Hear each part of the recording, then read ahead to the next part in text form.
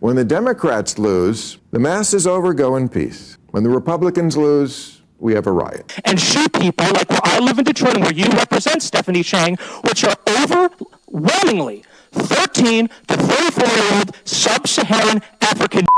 A word that I regularly use that I think is a regular word is apparently on the don't use list, which is the word retard. Retard means slow. It's in the dictionary. In the wake of Trump's victory, we've seen one of two reactions from his supporters in the MAGA camp, both equally infuriating and moronic, but the latter far less comical and far more disgusting than the former, as we'll see from the two despicable characters of the two stories I have for you today. The second one handily taking home the award for our douchebag of the day. Now, the first reaction I alluded to is that of remorse from the multitude of people who seem to have had some post-election clarity and realized Google was free after November 5th. Because they had some instant regret about their decisions to vote for Trump, which led to this. Google searches on Election Day, the number was the one that's marked was, did Joe Biden drop out?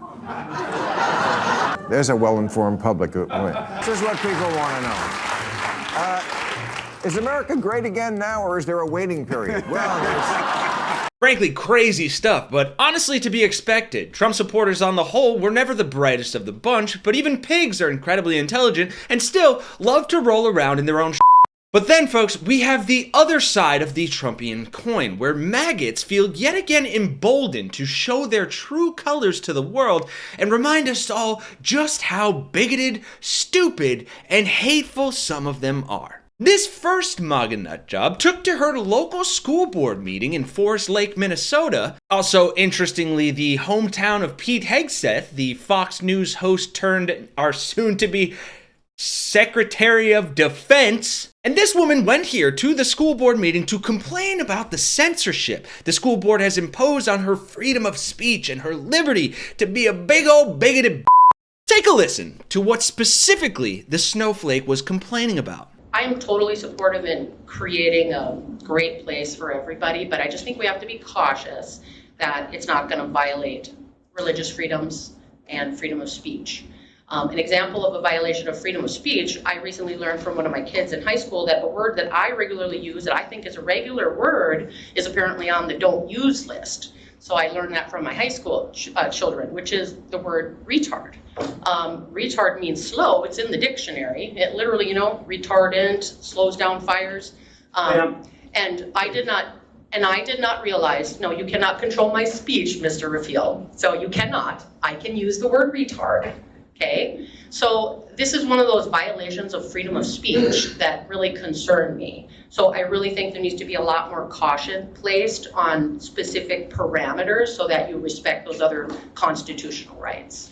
Thank you. Now, I already called her a B-word, and I make jokes at their expense all the time, so I am going to take the higher ground here and just read a couple comments from the thread of other people making jokes at her expense. Like this person who said, I think we can find a happy middle way. We make it okay to use the word, but only in regard to her specifically. Or, so I guess we can call her son anything we want then, because, well, freedom of speech. It would be interesting to see the list and what words may offend her boy being called. Or, fighting for their constitutional right to use slurs. So important. Which, unfortunately, is a great segue to the second and far more egregious maggot from this week and the clear winner of our douchebag of the day, this jackass. And huge shout out to Tizzy Ent over on TikTok and Instagram for tracking this man down and showing what he did and exposing him as an absolute failure, a nut job, a bigot, all the above. So definitely give him a follow, and I will let him take the story from here for a bit. Well, yesterday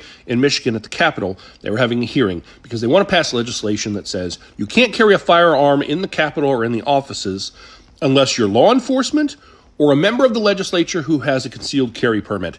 And this Trump supporter showed up to tell them all, you're only doing this to punish white people because we voted for Donald Trump.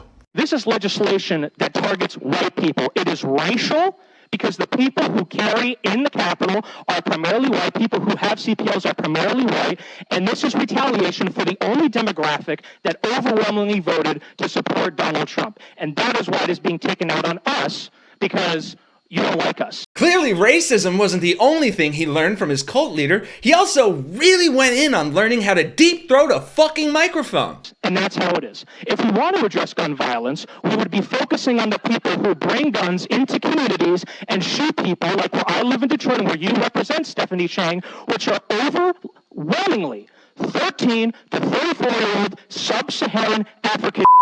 Those are the people who... Move on.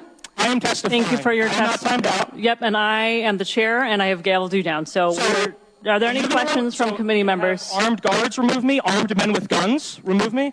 Yeah, he said that. And I don't have to ask you who he is.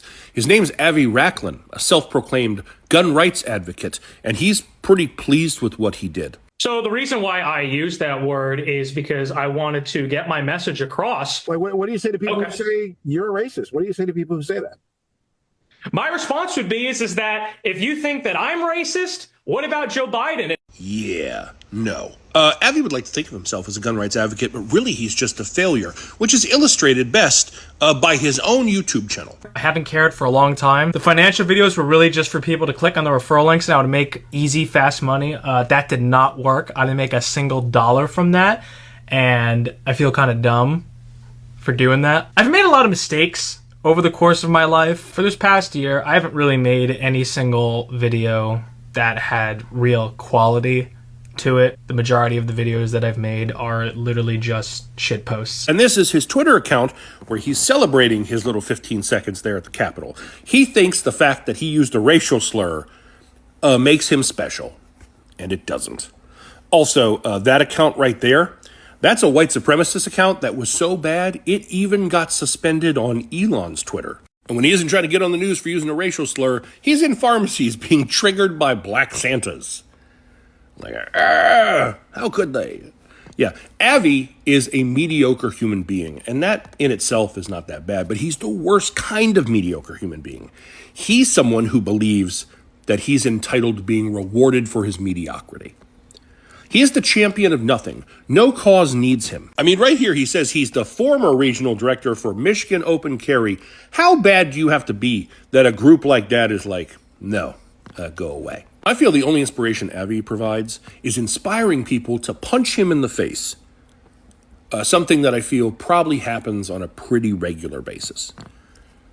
I mean, I look at this person and I go, this is a guy whose parents definitely change the subject when people ask about them. And again, thank you, shout out to Tizzy N for shutting that man down and exposing him. But folks, we know this is only gonna get worse from here. And these people will be crawling out of the woodwork like the maggots and termites they are. And it is up to us to make sure they don't feel emboldened to make the lives of minorities, of people with disabilities, of the poor, of non-whites, of non-Christians, harder than it already will be under a Trump presidency. So if you agree, smash that like button, subscribe, help us fight back against the hate, join the resistance, and subscribe to the Really American channel. For Really American, I'm Kenny Hesse, and I'll see you all in the next one.